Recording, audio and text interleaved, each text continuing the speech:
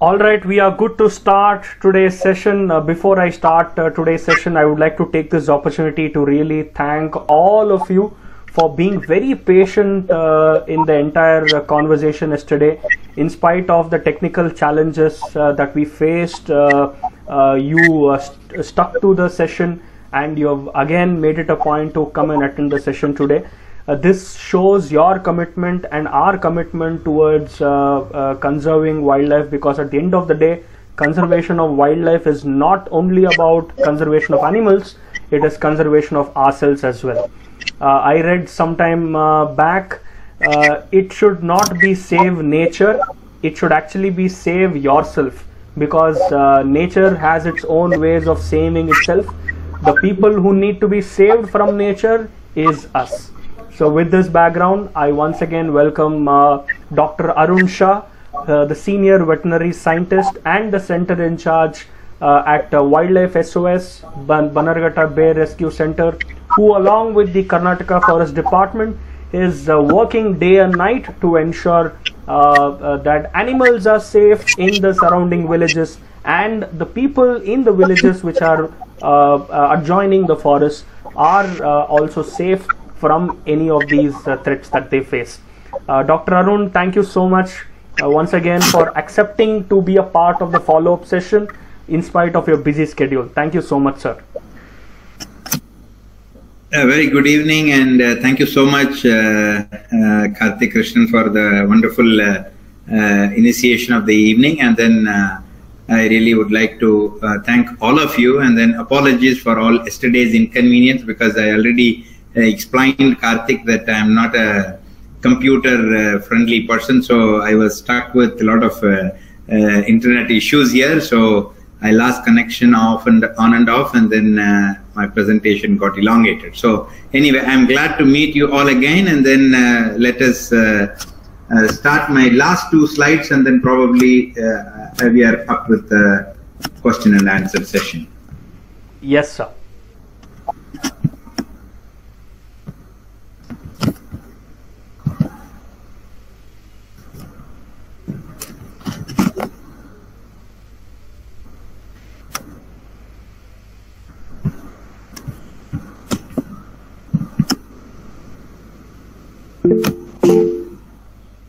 So, can you all see this slide?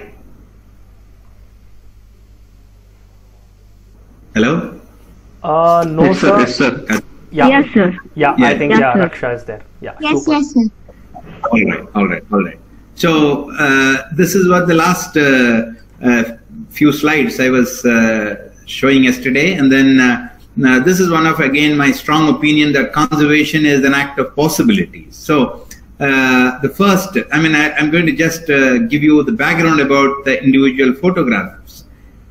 And the first one on the left extreme is a JCB with some structure was getting built with the help of MEG, it is expandedly known as Madras Engineering Group. And there was a case of a wild bull elephant has got a fracture on one of its forelimb, and then and as you all know, that fracture of a limb is not a deadly disease. It's not like a cancer or even an advanced stage of any other illness. So it is a simple breakage of a bone, and then it is definitely correctable in any other species, if not a bigger mammal like this. So we actually requested the MEG and taken the permission from Karnataka Forest Department, and the structure was built almost overnight. You can see the next picture with people were all carrying big wooden logs, and then we were just placing it in such a way that the elephant can be put in the middle of that, so that it won't hit the metallic structure and then get injured. So it was a very big team effort, and then I have never seen such work was done before in our country, at least, because we do have manpower, we do have infrastructure. Only thing is the connection between these people hardly happened. So that is why we thought definitely it will be a good opportunity. Of course, we learned a lot of things in this, but lost the animal at the end. But still, we should not leave any stone unturned. So that is the basic concept in this basic slide I really wanted to insist. And the fourth picture was a leopard carrying, a mother leopard carrying her cub on her mouth, because as I was already also explaining that wherever there is orphan cub or even unattended wild animal's cub, people should not immediately get onto the ground and then lift the young ones and then try to put it on a rehabilitation center or to surrender it to a forest department. So all those things has to be done after giving enough opportunities for the mother to come back and look after their young ones. So I always urge and please beg, beg all the wildlife enthusiasts not to do that, because when we were trying to reunite these orphaned young ones with their own mother, people were really not accepting it, and they always challenge that, how do you know that these young ones were taken back by the mother? So we were actually was putting a lot of camera traps, and then this is one of the evidence because we have done more than 60 such reunion of the young ones with the mom. And if you can even talk about the human wildlife conflict, this is one of the reasons that the mother will get upset if you take away the cubs from her and then put her in a better place, or put them in a rehabilitation center or in a zoo. According to us, it may be a better place, but according to her, definitely she was missing her young one. So they potentially become a man-eater or man-killer. So it's again part of a conflict mitigation measure that we should not lift or disturb these young ones until or unless if the mother is permanently out in the scene or died or something happened to the mother. So the last first row picture is depicting a captive,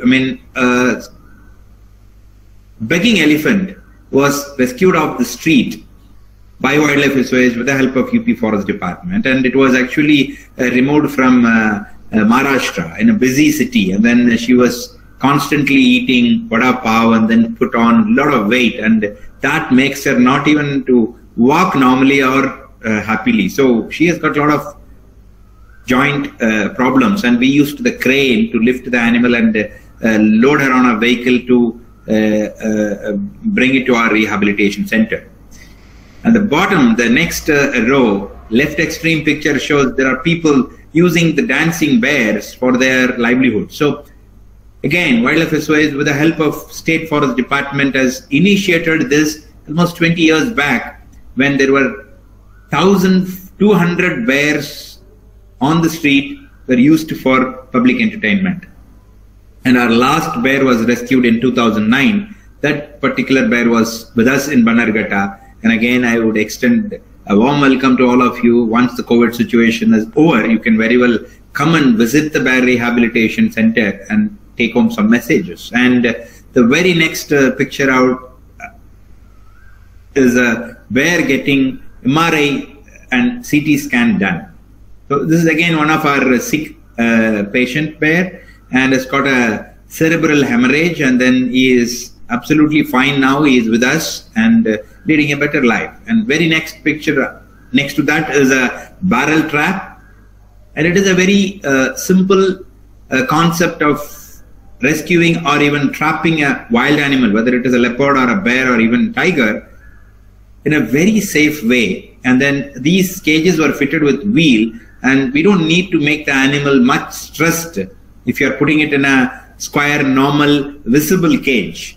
But this particular cage is very specific, and it is in a shape of barrel, and the animal can't see anybody, and there is no sharp edges or corners for the animal to get bitten or break their claws. So it's very safe for the animal, very less stressful for the animal, and it is easy to release them back in the wild. So it's again act of possibility. And the very next picture is me sitting with a rescued wild leopard, and it has got a tail injury. As I said, any injury to any wild animal, they could potentially become a man killer. So this was again a field surgery, and we have just done the minor surgery and released the animal back in the wild.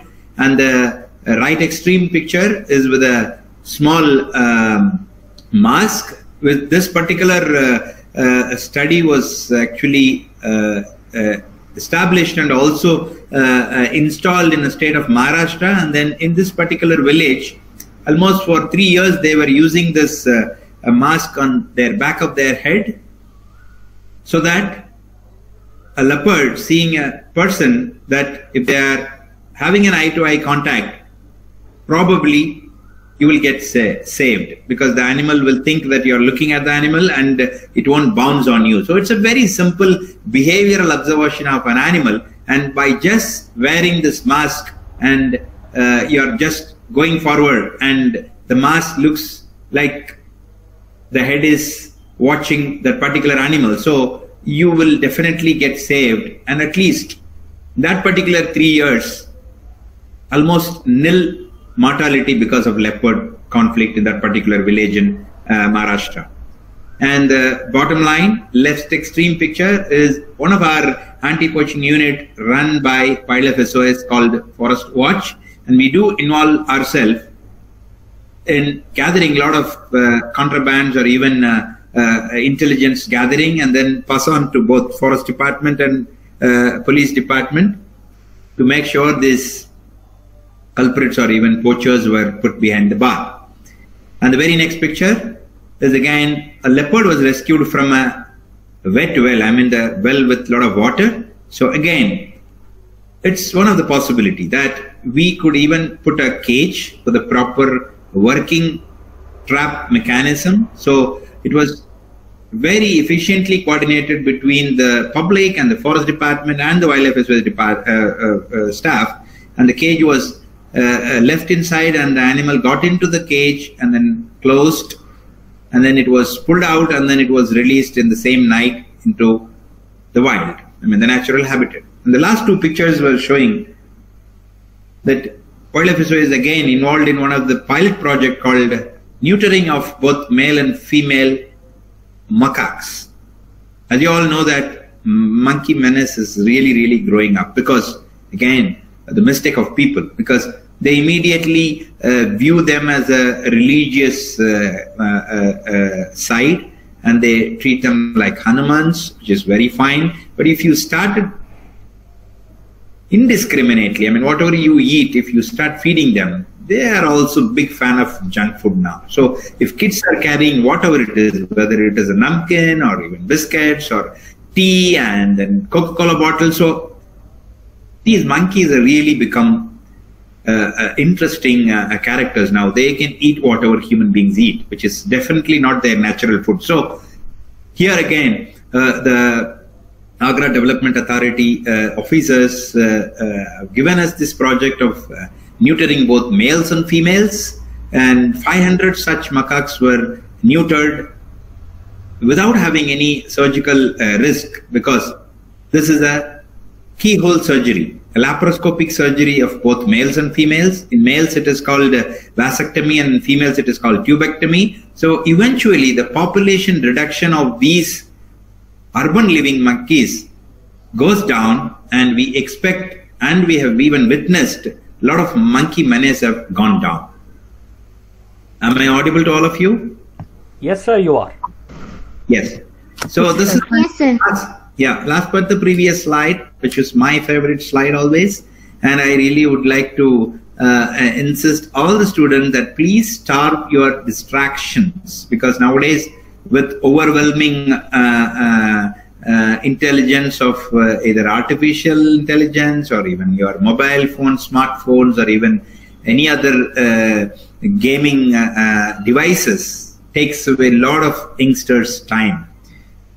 And as long as it is productive, definitely do that. Otherwise, please feed your mind with a lot of success. Please read a lot of books, learn a lot of success stories. You will become a successful citizen in future. And we all know about stress, and we always feel that okay, stress is something like is an external feature or even a factor. Definitely not. So I just wanted to read out these 5-6 lines by Buddha. Is working hard for something we don't care about is called stress.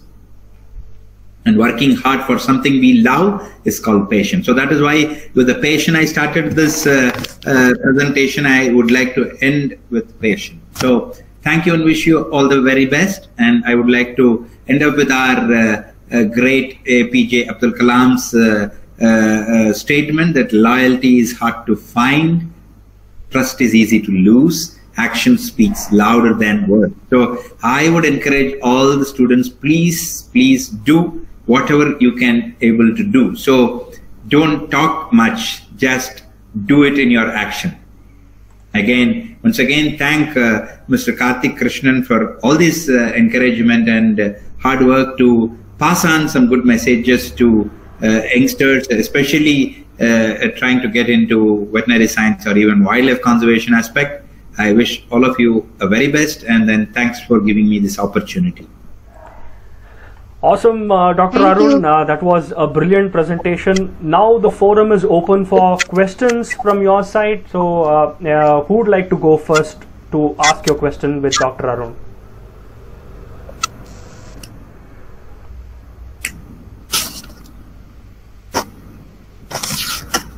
Anybody has a question for Dr. Arun? Yes, Anusha. Okay. Sir, good evening. Good evening. Sir, I have one small question. Yep. That is, if we see any panic or angry animal in front of us suddenly, like near the road or near to our home or in our village, what we have to do first? So I assume that you are talking about domestic animals, right? Yes. Yes, sir. Domestic or this wild and all or something. So okay, so I'll split this question into two parts. So if you are actually accidentally encountering a wild animal, so every individual species of wild animal has got a different behavior set. So if you are happening to see a angry, because you have actually added a connotation called angry animal. So again, as long as you are not provoking the animal or disturbing the animal or even trying to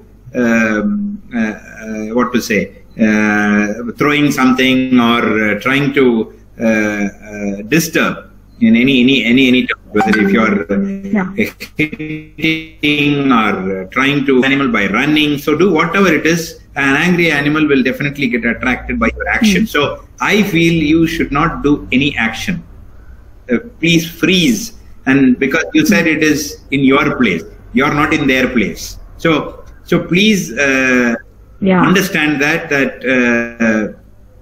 this is very familiar for you, but not for them. So you should not surprise them by doing something, even if it is a sudden motion. But you can't take this as a rule of thumb, because as I said, every species react differently. And we don't know what was the just previous history of that animal. If somebody would have thrown something and chased away the animal and it is on the way and it is running towards to save its own life, then if you are going in front of them, definitely you will have to very well welcome to your mortuary. So you have to be very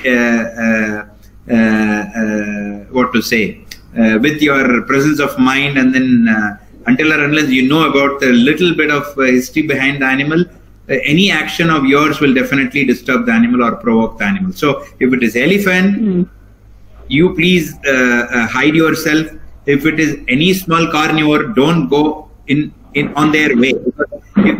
Okay. You know, the basic concept is fight or flight reflex by any animal. To tell you that whether it is domestic or wild animal, they have only two basic reactions. One is fight or the other one is flight. So if they are not able to run away from the situation, they will try to attack. So keep that only in mind. If there is a place for you to hide yourself and leave the animal or give space for the animal to run away from the location, that is the best you can ever do. Okay. Okay, sir. Thank you. Welcome. Thank you, Anusha. Who would like to go in next?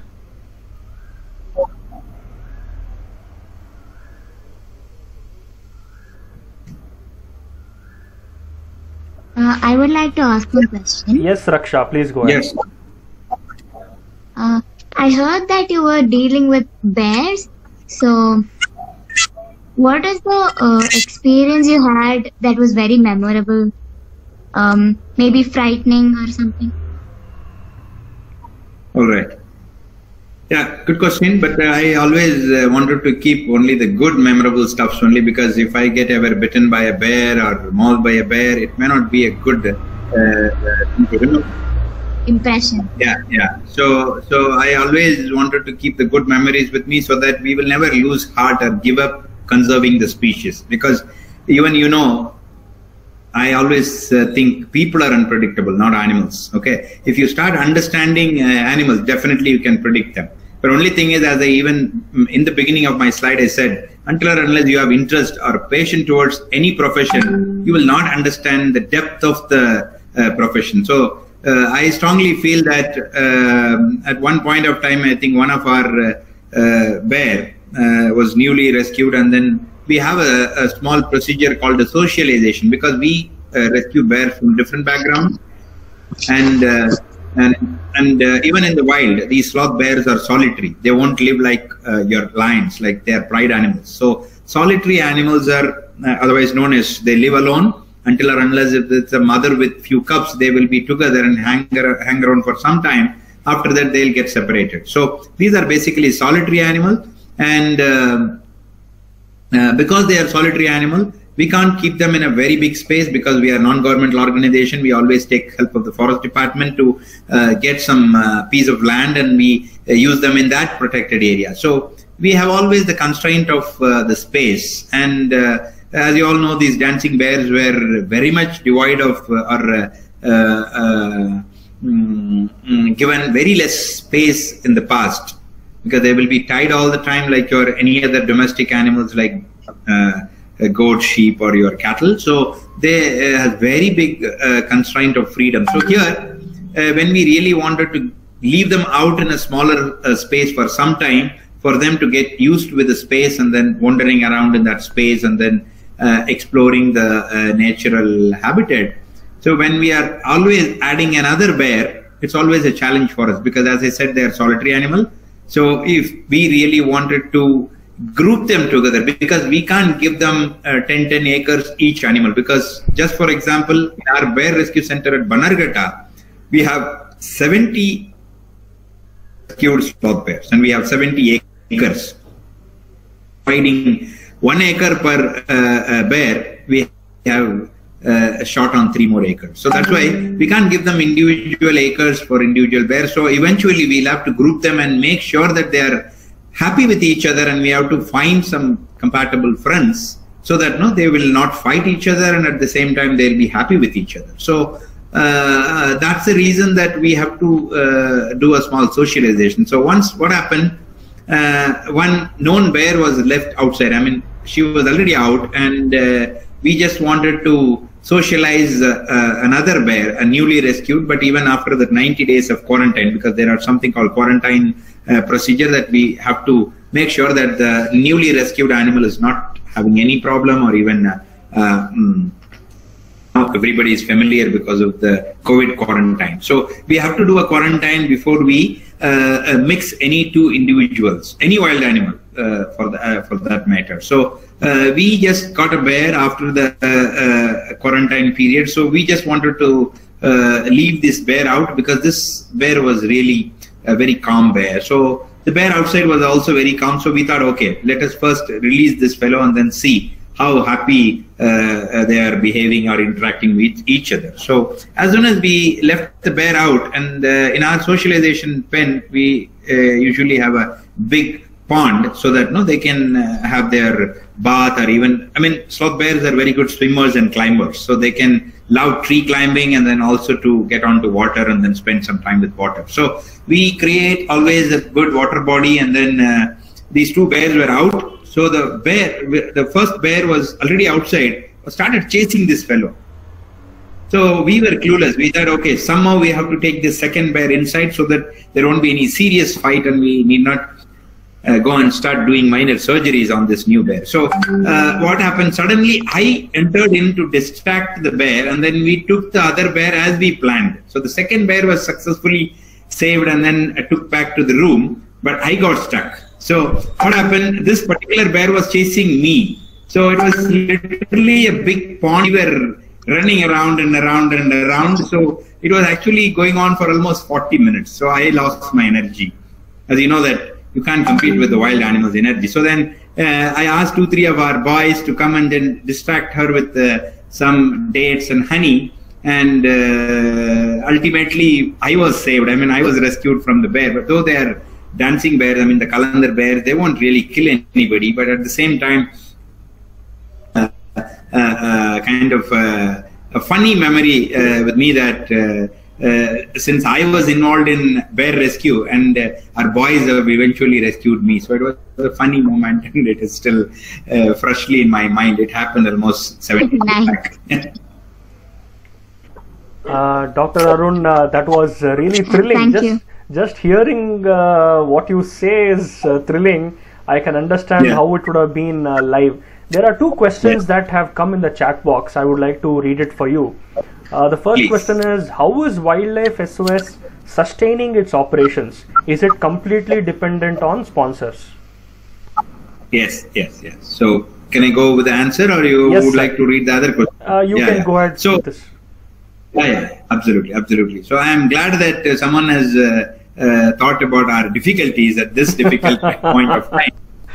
It's really a big challenge for any animal-related non-governmental organization, because especially I am with Wildlife SOS for last 18 years, and when we started the organization, our co-founders especially, and we had around 20 bears. Now we have over 300 bears. So, and apart from the Bear Rescue Center, we do have a Leopard Rescue Center, and we have 2 Elephant Rehabilitation Centers. So the organization has expanded a lot, and we are doing very good work. I mean, I should not start praising our own work, but I'm an employee. Keep that in mind. I'm not owning the organization. So, and the other thing is, all these projects were under Forest Department, because we have a memorandum of understanding with each state forest department. The Forest Department collaboration only, we could able to run the facility within the Forest Department premises. For our rehabilitation center is within the safari, where the Bannerghatta Biological Park is running their safaris and zoos. So within the premises, they have given us the piece of land, and we are managing the facility with our own funds. I'd like to mention here that none of the Forest Department, either of this state or central authorities, central government authorities, are not paying us any money. So it is basically, as you said rightly, that these are all sponsors, donors, and even donations by kind as well as money. So people immediately think if we ask or talk about donation, it is only money. And if you are spending some valuable time and trying to help the bear in terms of building enrichments or washing the plate and feeding them, or even teaching our animal care staffs, everything is your contribution. Never ever think if you are only paying money is considered as contribution or donation or support. Even your time support or your manpower support or even your knowledge sharing support is also viewed very strongly. So I would definitely encourage all of you to definitely share any of your possible resources. Never ever think of only money. Any resources rich in your knowledge or rich in your kinds or rich in your time is also a valuable resource for any organization. So in short, we definitely survive on only donations of either kind or money. You can sponsor a bear, you can sponsor a food item of a bear, you can sponsor honey, you can even sponsor vehicles or fuel or food of any bear. So possibilities of supports are always available. Yeah, so this is an appeal to everyone who is there in this session. I had the privilege of visiting the Bannerghatta Bear Rescue Centre, and you will have to visit there to see the kind of attention and care that is given to these amazing creatures, and they are doing it out of their choice. So on behalf of Dr. Arun, I would like to request all of you in this call to kindly talk to your elders, talk to your people around to help Wildlife SOS in whichever way possible. And I think Dr. Arun put it bang on, either through cash or kind or through your time. So thank you so much, Dr. Arun, for that. The second question that has come up in the chat box, private organizations like NCBS and CWS have had differences with the Forest Department in the past.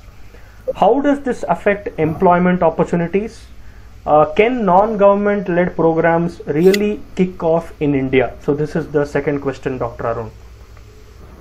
Yeah, it's really a brilliant question. Whoever has asked, they must have got some additional information about all these compatibility issues between the non-governmental organization and the government organization. So it is always there. Only thing is, whatever the way you can at least portray yourself or your organization transparently, there are very minimal chances of getting into some kind of conflict or inconvenience between people. The other thing is, you always know that if the entire wildlife related activities within the country are all technically belongs to government. So any wild animal, whether it is a snake at your home, it belongs to the government. So you have to keep that in mind, because when we are entering into somebody's privileged area, or even if you are trying to do a good job, disturbs on the other side of the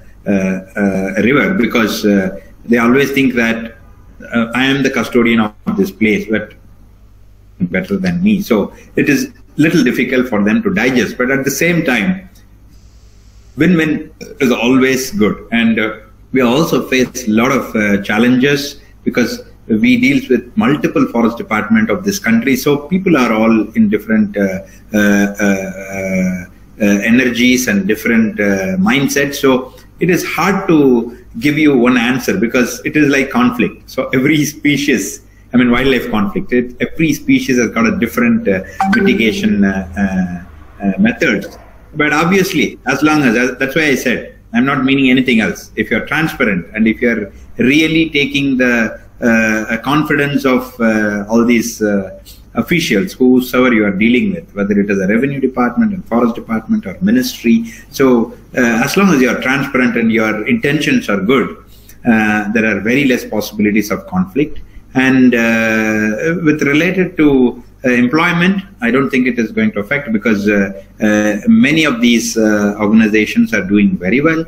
And especially like NCBS and all is one of the key organization or even institute which gives you a much better exposure in wildlife conservation. So I don't think it's a big challenge, but it's everywhere. Yeah, so one thing that's obvious with the answer that you have given, along with dealing with man-animal conflicts, I'm sure Dr. Arun and your organization is dealing with man-man conflicts as well on a daily basis. I hope these conflicts get resolved, and of course the answer lies in a win-win situation. I have one more question that's come up in the chat box, Dr. Arun. Shravan says, hello sir, I'm currently in class 12. I wanted to know if there are any career options related to wildlife or nature without the requirement of biology. All right. So see, basically, Shravan, the basic expectation of any science understanding needs some biological degree. So that's why I said there are some certificate courses. You can start learning the basics about that.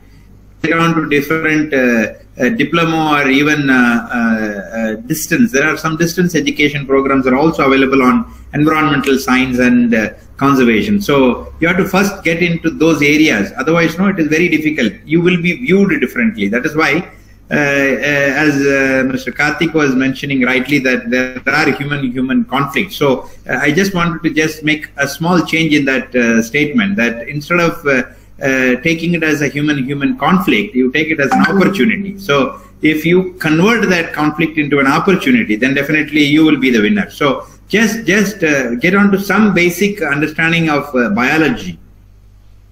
You don't need to have a degree, but you have to prove yourself that you understand the biology better than any other non-biology student. So that way you can prove yourself and then take your career forward. Answer your question.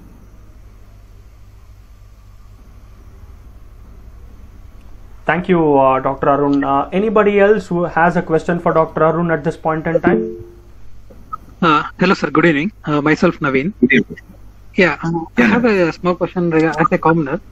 Like, as if there are a lot of rescued animals like bear, leopards, and other wild animals. I just wanted to know how practical or challenging it is. Like, in course of time, even they undergo life cycle in reproduction. Is there any chance of reintroduction of those animals into wild, the next generation of rescued litters or anything in future, or has it happened, or how challenging it is? Yes. Yeah, very, very, very practical question, Naveen. Thanks for the wonderful question. See, you have to understand two different things here. So if you are just rescuing, be it a leopard or a sloth bear or even tiger or even an elephant. So first thing, rehabilitate these animals back to the wild. There are certain criteria and there are rules and regulations. In fact, in simpler sense, there are SOPs developed already by different organizations based on different species. So the first point here bears in mind, these are dancing bears. So they have already lost their life and they have got a lot of health issues and they were spoiled completely because they are nocturnal animal, but these people were using them for their own entertainment or even livelihood purposes during the day. So at this point of time, with a biologically broken psychological mindset, individual cannot be reintroduced into the wild because they will ultimately starve and die. So that's why it's a multiple reasons behind all these rehabilitation. But to answer your basic doubt, that there are multiple reintroduction programs that keep happening. So it is not that we always rescue and put them behind a rehabilitation center like a jail and they have to live their entire life there. Absolutely not. It's all depends on the individual scenario. That's why if it is a man killer, see, I won't even use the word man eater. It's always a man killer because accidentally they kill. Because as I said, if you encounter an animal or if you are going and then just surprising an animal, that too a tiger, is sufficient for us to die. Okay, so then immediately you can't term the animal as man killer because it is your weak heart that killed you and it was your mistake to appear in front of a wild animal. So they have to have their own exhibition of behavior. So forget about those things. So these particular animal was constantly killing people after people, and then it has gained a score of, okay, this particular individual or a tiger in this particular location killed 6 people. So now the authorities have to decide whether to remove that particular animal from the jungle. So that is the problem now.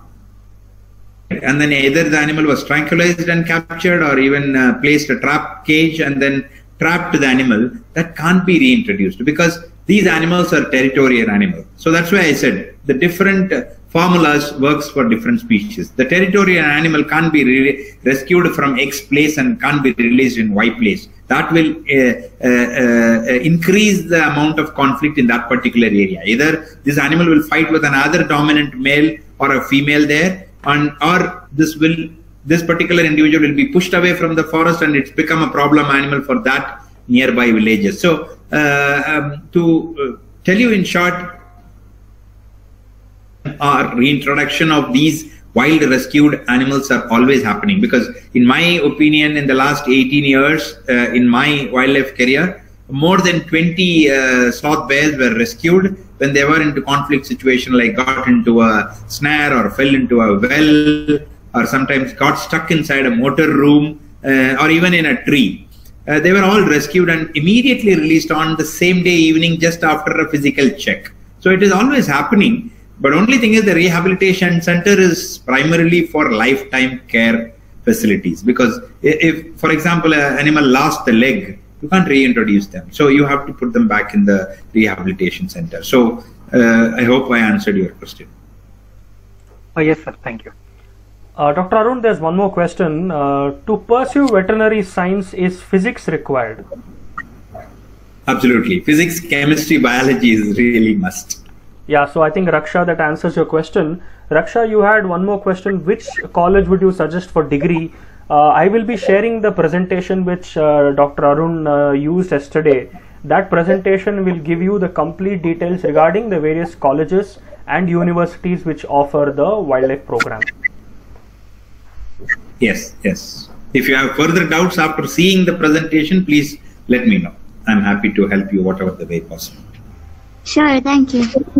Yeah, so anybody else has a question for Dr. Arun? I have a line of questions with me. So who would like to go next?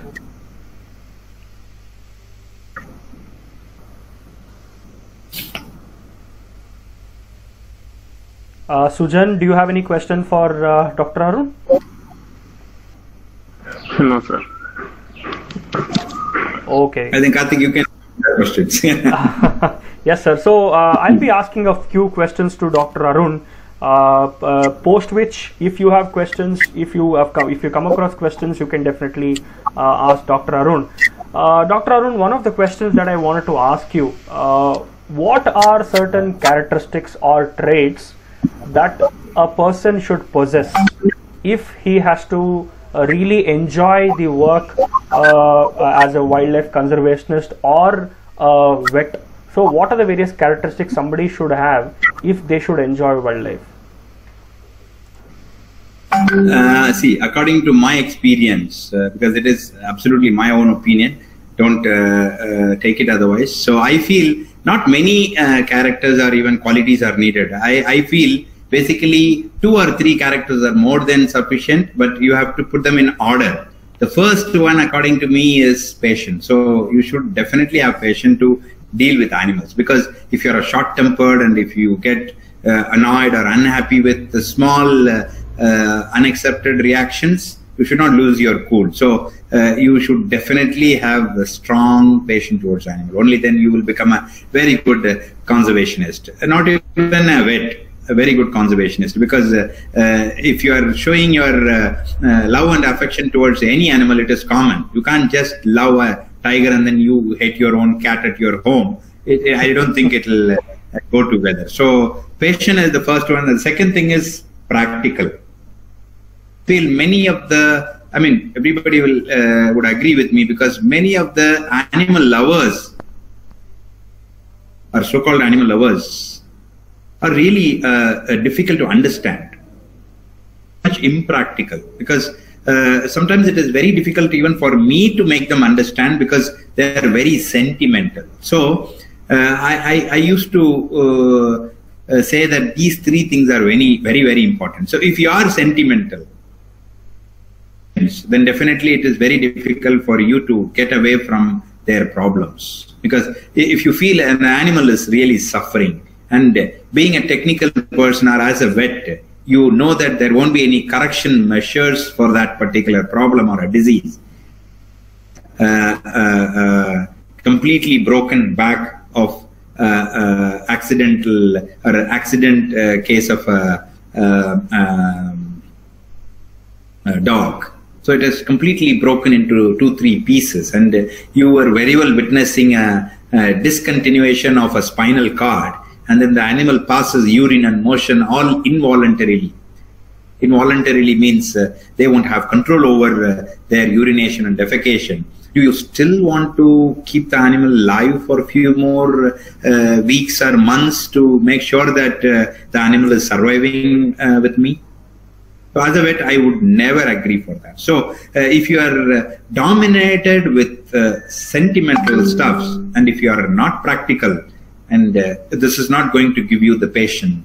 So I feel these 3 words are really interrelated, and I strongly feel if you really want to get on to animal sciences or even wildlife sciences, you should have a vision or understanding of these 3 words. So that I feel the quality of any animal lovers. Super, sir. So 3 things, PPS, patience, Yes. you need to be practical, and sensitivity on the right side. So you actually Absolutely. brought it perfectly. The other question that I want to ask you, you guys are dealing with animals on a daily basis. Especially at the times of Corona, we understand the importance of sanitization. We understand the importance of infection. So what are the necessary things that you should do on a daily basis to stay, to ensure that you don't get infected from animals?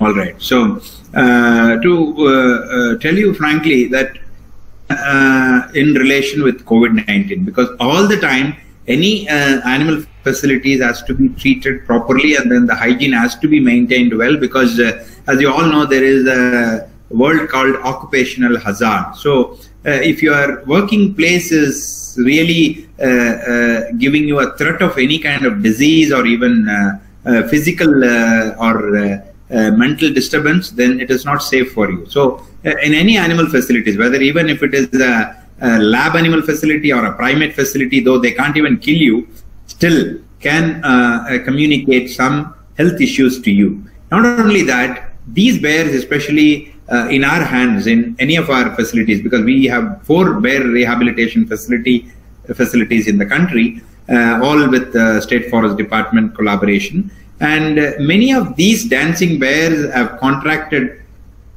disease called tuberculosis from people.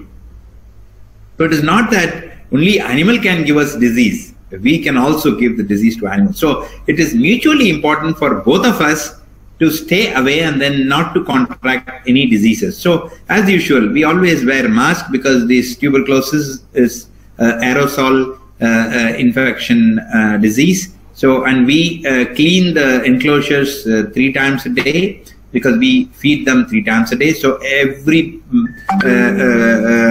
before meal, there will be a strict cleaning measures, and at the same time, we have annual health checks of all our staffs. So that way, we will always be protected from them, as well as we protect them also from us. So it's a very normal hygiene protocol. We have set of protocols, different chemicals are involved in it.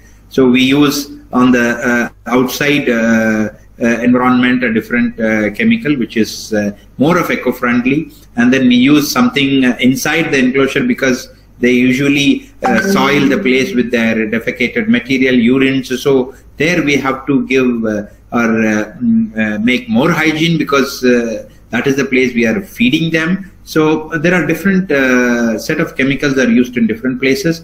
At the same time, we will also be wearing masks and then gloves and gumboots, basically to deal with any animal facilities. Yes, thank you. So one thing pretty straightforward, prevention is always better than cure for both animals as well as humans who are coming in contact. One question that is there in my mind, was there with various other people who I've interacted with the moment I talk about wildlife, is currently I am financially stable because there is a job that is paying me. But at the same time, there is my heart always is towards wildlife. So at this stage of anyone's career, some people are engineers, people are doctors, people are teachers.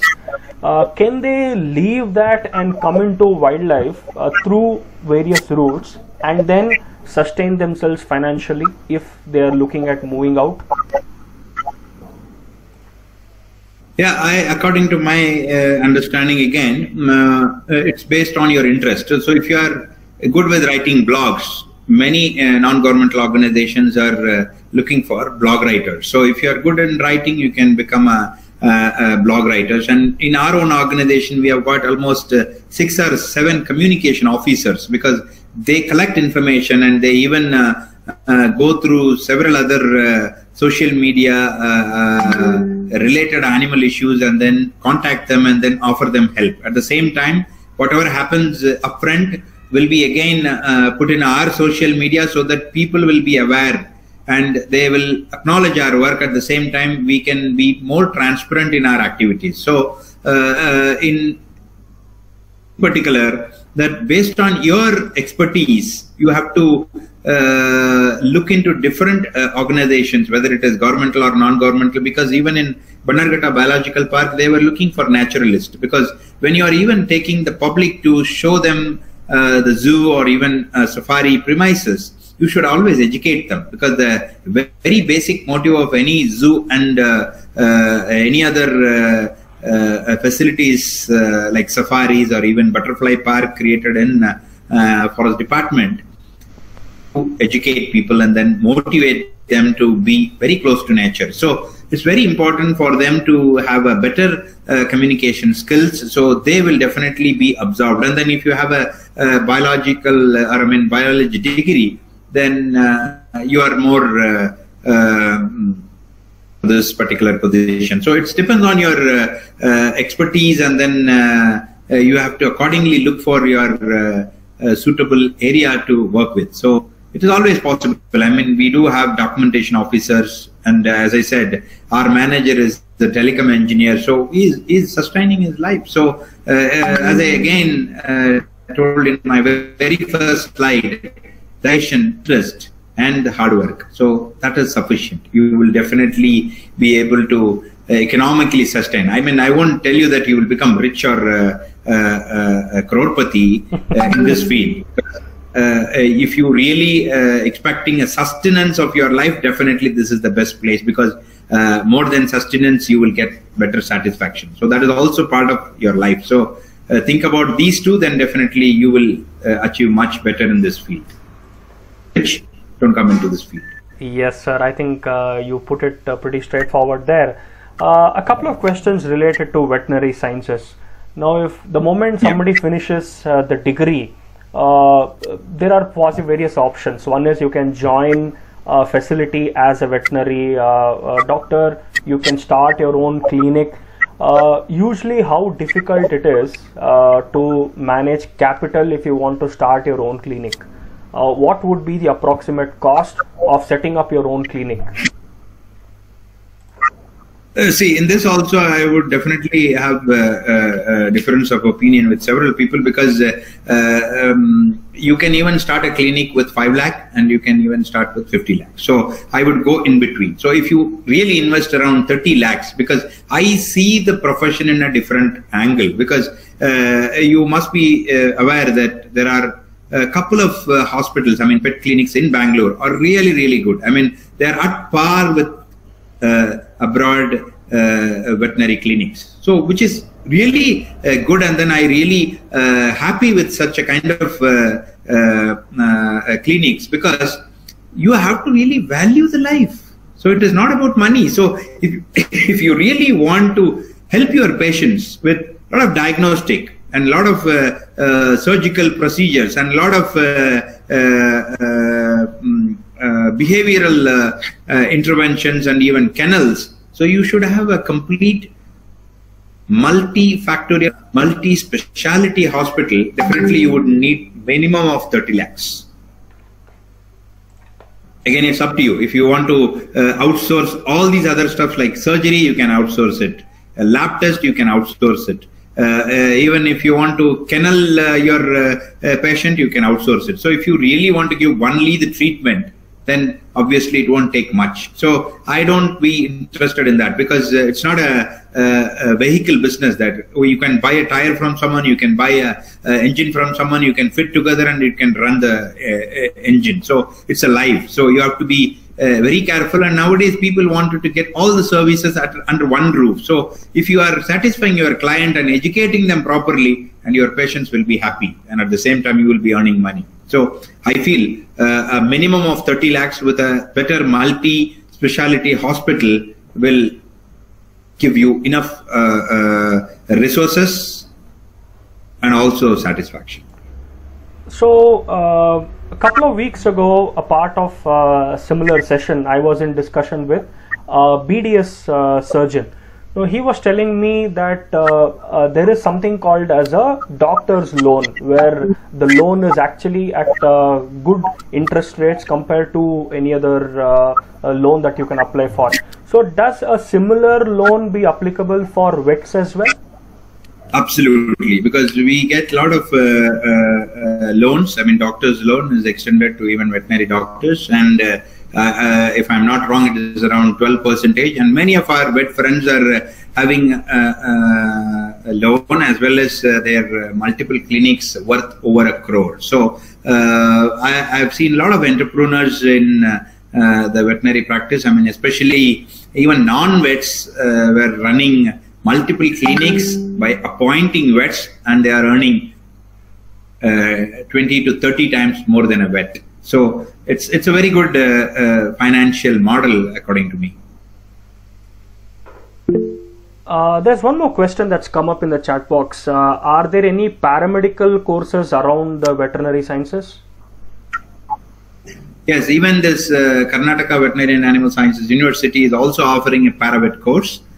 I think a 2-year course, and you will have some kind of practical exposure to shadow a vet within the state, and then you will get a degree called Paravet in Animal Husbandry. So you can very well take that course, and it's again 12th grade is the basic eligibility for entering into the course.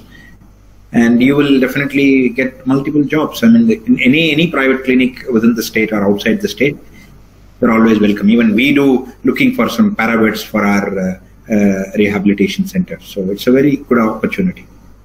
This question was asked by Raksha, who's just completed her 10th. So Raksha, there's a straightaway opportunity that's available with Dr. Arun. Complete your paramedic course and then reach out to Dr. Arun. He'll be having a job waiting for you. Anyways, aside, Dr. Arun, a few weeks ago we learned in the news about increase in lion numbers after the census that was conducted at the Gir National Park. We also heard about news few months ago that the number of tigers in overall India has increased. The forest area is on a daily basis decreasing, especially with the new guidelines, EIA guidelines, environmental impact assessment, new guidelines.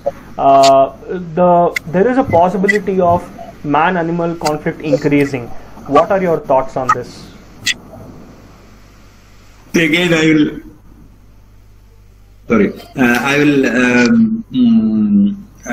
tell you about my opinion about this increase in numbers.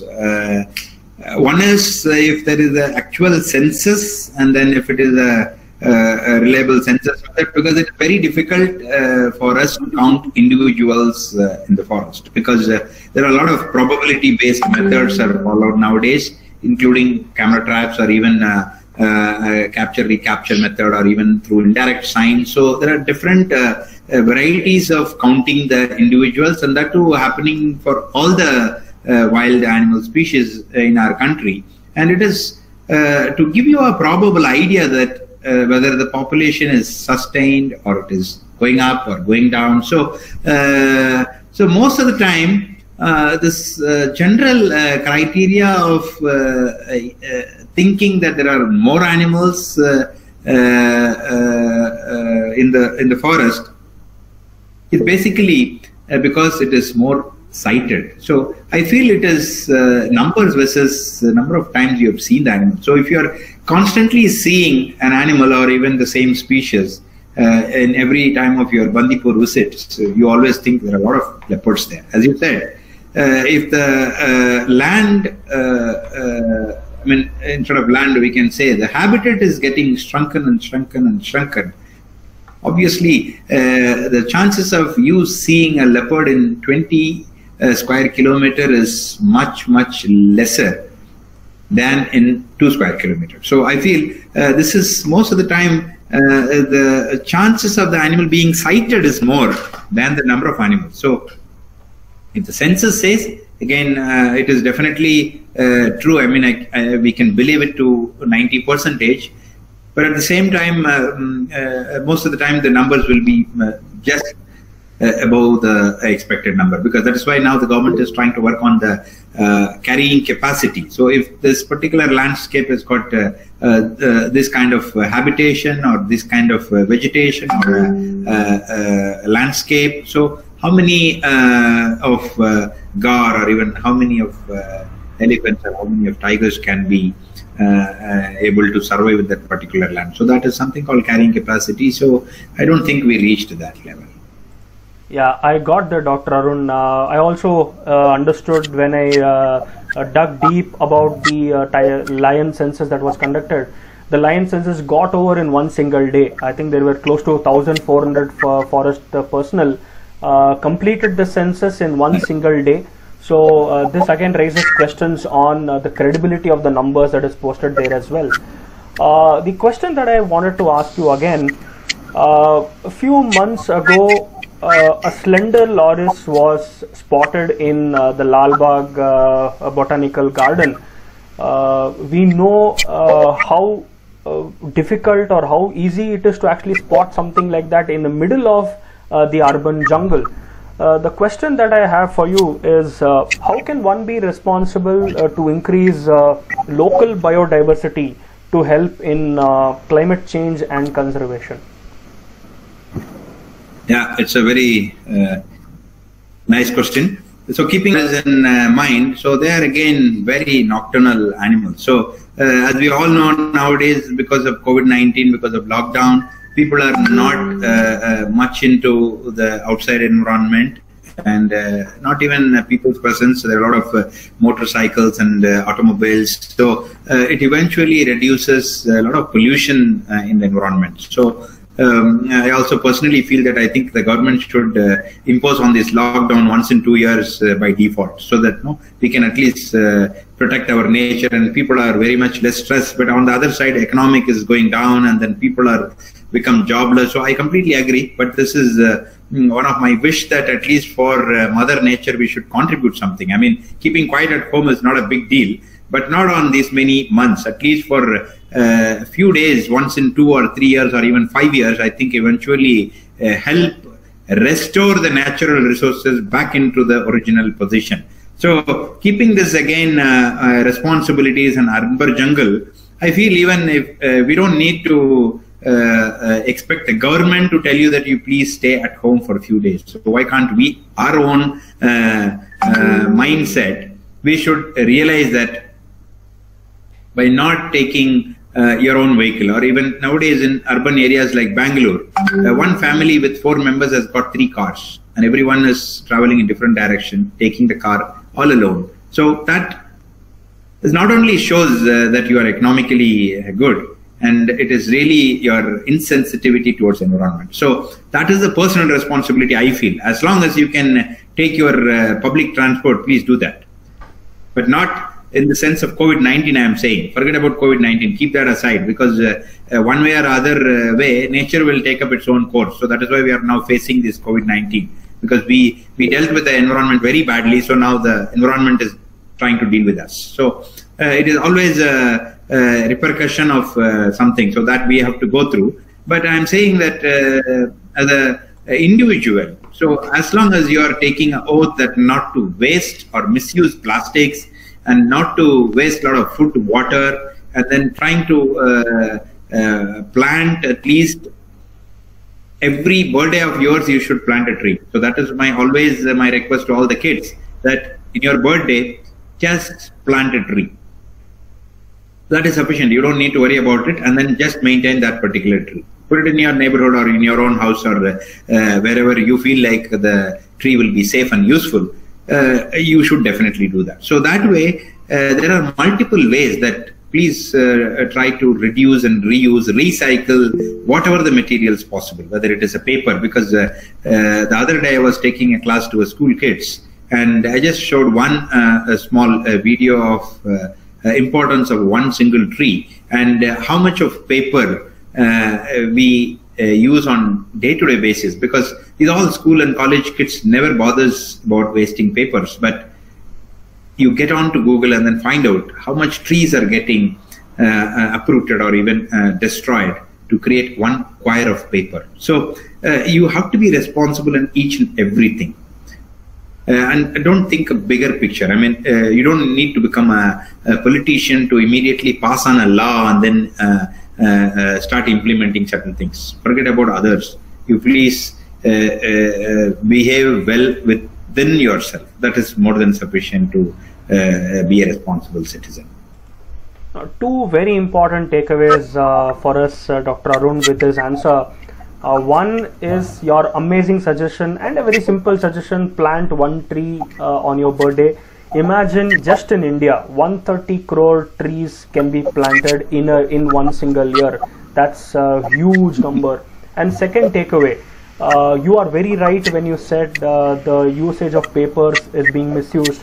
I, coming from an educational background where I'm still involved in academics, I can see the amount of paper that is being wasted in every test, in every examination, the number of papers that are left over. So definitely we need to take actions on that. I would like to go to certain personal questions. When did this spark of wildlife actually happen to you? Yeah, good to share that thing also.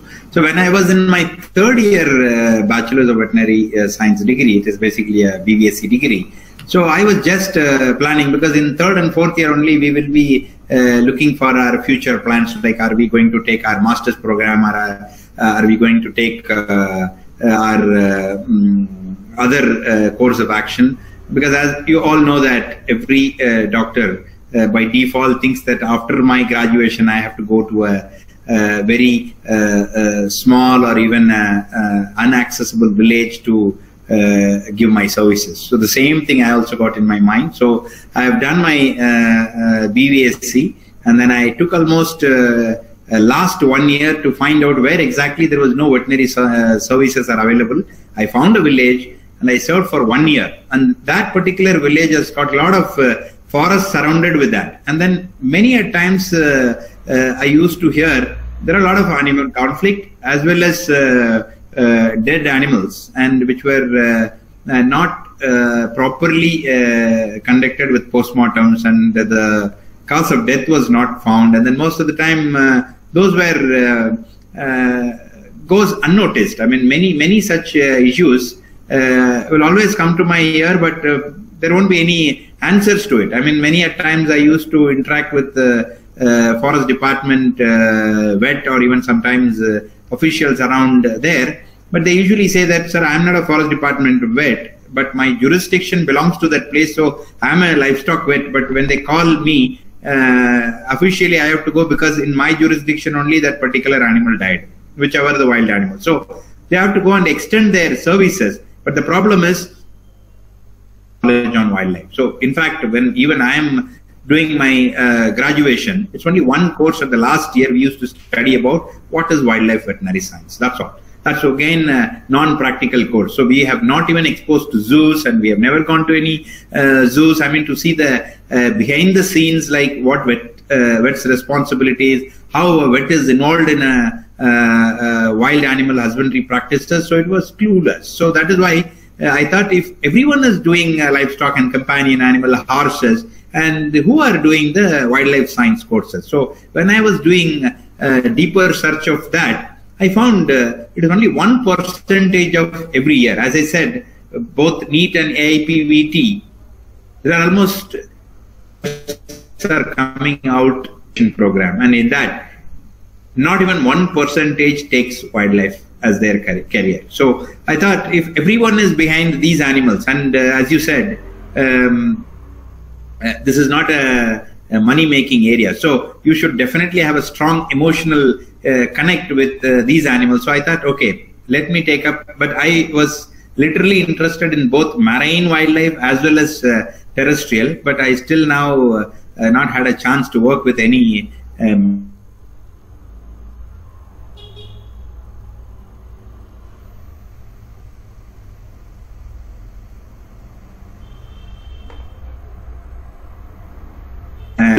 one day.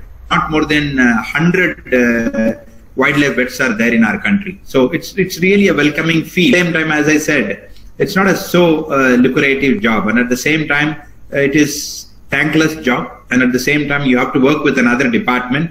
And third thing is, there is no time for this job. So if there is any emergency, you should go, and you should have the patient to go, because in any other lucrative big businesses come veterinary practices, whether you are a equine vet or even a companion animal, pet animal vet, you can always defer the call. You said that I'll be available tomorrow, you can come tomorrow.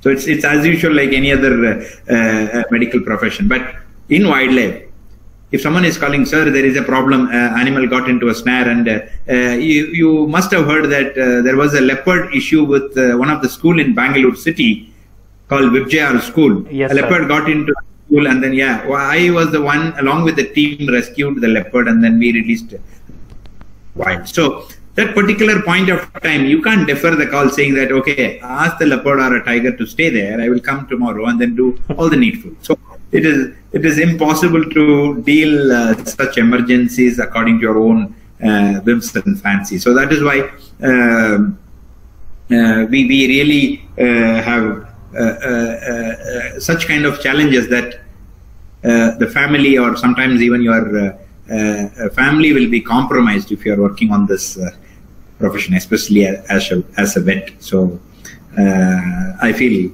I'm glad that I've got a very wonderful parents and family that they are always about my presence at home. So I should really thank the village that you actually opted for post your veterinary sciences. You saw a crisis there, and in the crisis you saw an opportunity. Without that opportunity, probably we wouldn't have such brilliant minds like you doing a lot of service towards wildlife.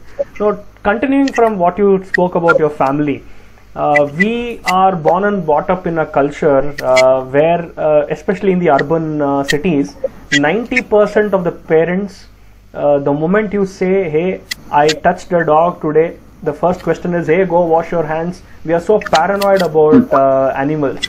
Now, how supportive were your parents the moment you told them that I would like to explore a career in veterinary sciences? Absolutely. So I can strongly say that I am one of the blessed kid in my family, because both the parents are really very happy when I said that I'm going to take my master's in wildlife science. So in the first few weeks, they were a little paranoid, and they said, is it safe? Are you going to be with us whenever we wanted you to be here? And are you available?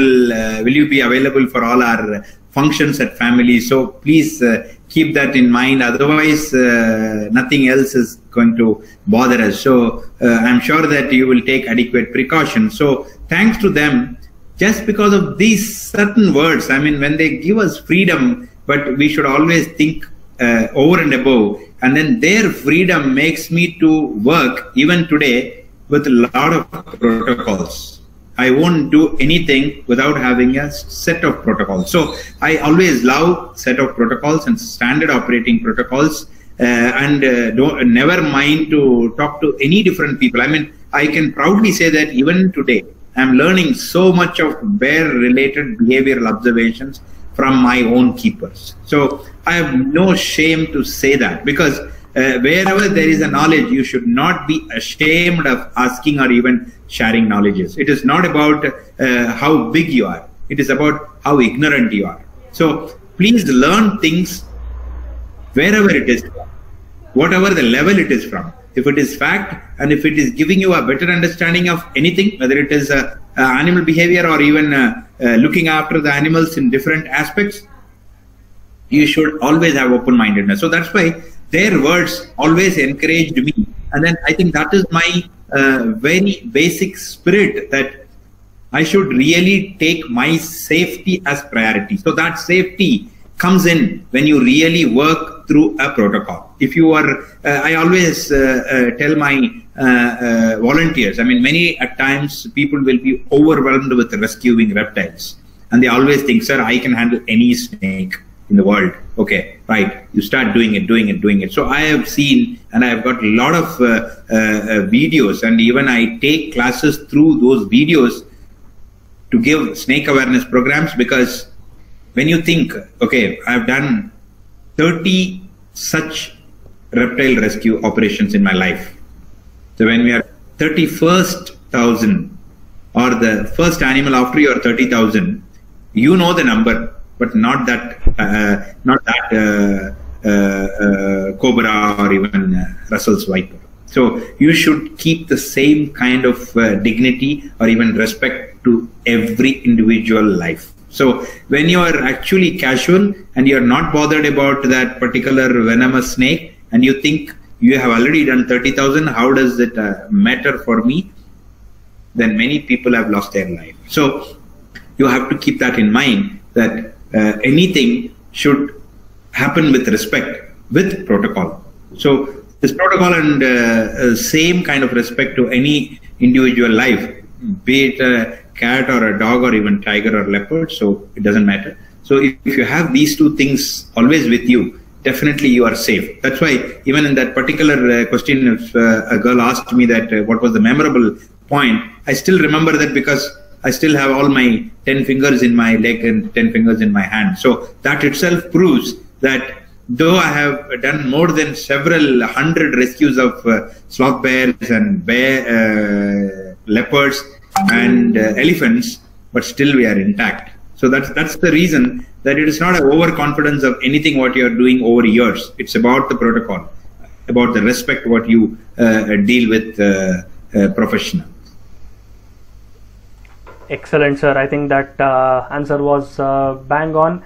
I have one last question to ask you, but before that, anybody from the audience, if you have any questions to ask Dr. Arun, I'll throw open the forum. Anybody from the audience has any follow-up question to ask Dr. Arun?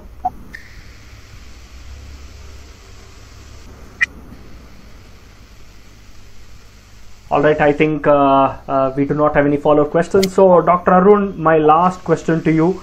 We have interacted for close to 3 hours, combining yesterday and today. I know the answer to this question, but still as a formality for the session, I'm asking you, your career, was it a choice or did it happen by chance? Absolutely, it is a choice. As I said, as long as your career is a choice, definitely you will do wonders in that. So forget about whatever the size of the career. You don't even, so I always tell them that the money is not going to come behind you always.